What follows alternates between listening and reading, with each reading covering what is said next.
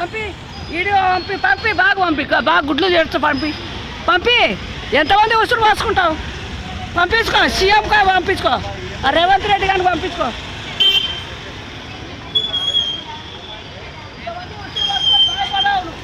నువ్వు నాశనానికే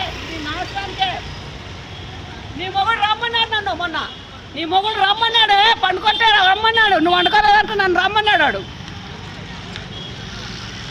నువ్వు నోరు ఇప్పకుండా ఉన్నవాడు ఇప్పలేకుండా ఉన్నాడు. నన్ను రమ్మన్నాడు. నా మొగుడు ఉన్నాడు, నాకు 5 మంది కొడుకులు ఉన్నారు. పంపించుకో.